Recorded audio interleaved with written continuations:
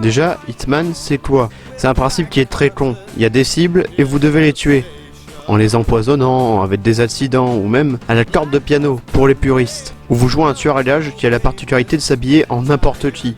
Mais vraiment en n'importe qui. J'étais en train de réparer la plage avec ma clé qui répare les plages.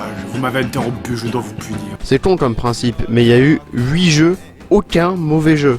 Enfin des jeux plus faibles. Bref, Hitman c'est une saga qui est géniale et que je vous recommande. Fallait bien que j'introduise la saga pour parler de Hitman 2, le dernier qui sort. Donc j'espère que vous avez une corde de piano parce qu'aujourd'hui c'est Hitman 2.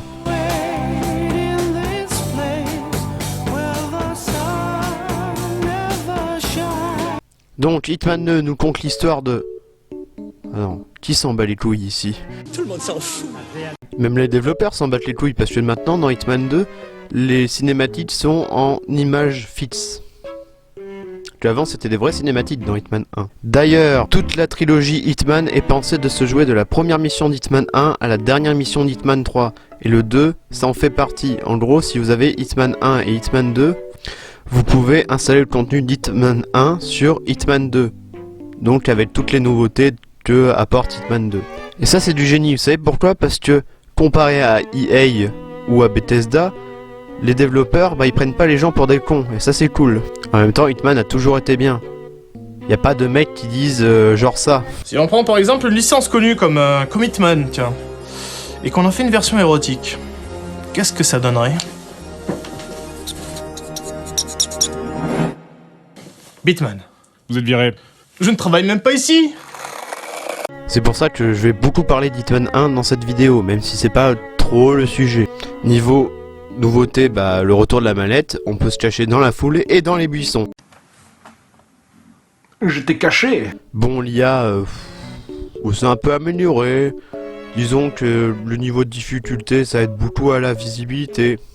En gros, si vous mettez en facile, les ennemis sont sourds, muets et très handicapés, faut le dire. Et si vous mettez en difficile, là par contre, on entend à 3 km. Ils sont un peu améliorés en gunfight. Ils vous prennent un revers, mais bon, ils continuent à tirer à travers la foule pour vous avoir, même si c'est des flics.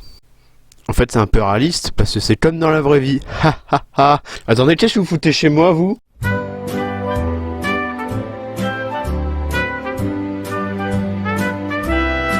Les PNJ sont aussi très soucieux. Genre, vous entrez dans un endroit, vous restez un peu longtemps, vous partez, ils commencent à vous tirer dessus. Je vais rien dire, hein. Vous pouvez toujours vous préparer, votre équipement, votre tenue. D'ailleurs, vous pouvez mettre des tenues super classe. Est-ce que tu me trouves excitant, baby? Dis-moi, t'aurais pas comme une envie de me violer? Un dernier mot sur l'IA. Ils ont tendance à un peu se ressembler. Genre, prenez le Japon. Non, mauvais exemple. Mais bon, dites que ils ont tendance à un peu buter des cibles. Les animations de 47 qui sont parfois marrantes. Marrant malgré lui. Un peu comme Christine Boutin. Sauf que ce jeu, à chaque fois qu'il parle, il ne lâche pas de la purée de merde. Donc comme d'habitude, j'ai tourné un moment où j'ai fait de la merde avec les animations. En rajoutant de la musique. Je suis vraiment une grosse merde.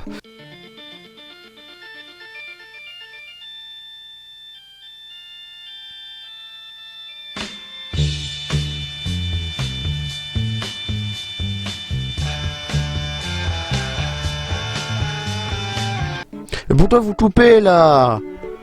C'était même pas le refrain. On va arriver sur la plus grande qualité d'Hitman, le bac à sable. Mais de quoi tu parles? Eh ben je vais te le dire, Karim. Le bac à sable est un terme utilisé pour dire en gros que le jeu est un terrain de jeu. Tout est possible. Enfin pas tout est possible, mais il a une très grande possibilité au joueur. C'est lui qui décide la façon dont il joue. En gros, c'est le joueur qui façonne sa façon de jouer avec tout un tas d'outils que les développeurs ont laissés là. Et même le joueur peut trouver des sortes de stratégies que même les développeurs n'ont pas prévues. Un très bon exemple de ça, c'est Zelda Breath of the Wild. Zelda Breath of the Wild, vous avez tout un tas d'outils qui sont à disposition et vous pouvez tous les mélanger pour faire des stratégies. Donc Hitman, c'est un sorte de bac à sable du meurtre. Chacun trouve midi à sa porte. Car dans Hitman, Vous pouvez assassiner de tant de manières différentes. Faire tomber un lustre sur la tête de quelqu'un, la tête s'avrille, ou l'empoisonner. Ou la corde de piano, ou le sniper, ou, pour les puristes, une balle dans la tête, avec le flingue. Tout ça avec les intrigues qui sont des sortes de mini-scénarios pour arriver à tuer quelqu'un. Par exemple s'habiller en tatoueur et refroidir un baron de la drogue avec une aiguille de tatoueur dans le crâne. Vous voyez, je joue à ces jeux depuis que je suis tout petit. C'est pour ça qu'à chaque fois que je vais négocier, j'apporte un couteau. Attendez 2 minutes. Tout ça avec un système de points. Par exemple, si vous cachez un corps, vous gagnez des points. Si vous tuez un civil, vous en perdez, etc., etc. Et aussi avec les défis, qui vous encouragent à découvrir des méthodes de meurtre. Genre par exemple tuer quelqu'un avec un boulet de canon, ça pète la classe. Y a rien de plus plaisant que empoisonner une cible pour qu'elle vomisse, pour la noyer dans ses chiottes. C'est vraiment putain de marrant. C'est une magnifique blague vomi. On applaudit la blague vomi. Donc oui, 47 a plusieurs coups sous la manche. Comme Routinel. C'est nul! Donc si vous êtes fan de fines stratégies, de meurtre et d'infiltration, je vous conseille Hitman. Tous les Hitman. Pas que celui-là, tous les Hitman sont bons. Il y en a qui sont beaucoup plus faibles, comme je disais dans l'intro, mais ils volent tous le coup. Ils ont chacun leur particularité. Et surtout, n'oubliez jamais que ce mec de TF1 ressemble beaucoup trop à Hitman. Non. Enfin oui, mais c'était pas ça que je voulais dire. Enfin, surtout, n'oubliez jamais... Bruce Willis, Kojak, Lex Luthor, Gérard Jugnot, Gorbatchev. Bonjour, je suis Jérémy Morvan. Vous m'avez peut-être déjà aperçu dans les films tels que La Demeure. Et aujourd'hui, je suis là pour vous aider. Vous adoptez l'alopécie. L'alopécie, c'est pas moins de 60 € d'économie par mois. Shampoing, coiffeur, peigne. Fabien Barthez. Non. Gagner un sex appeal en quelques coups d'économe. Et comme on dit, alopécie, ici Damien.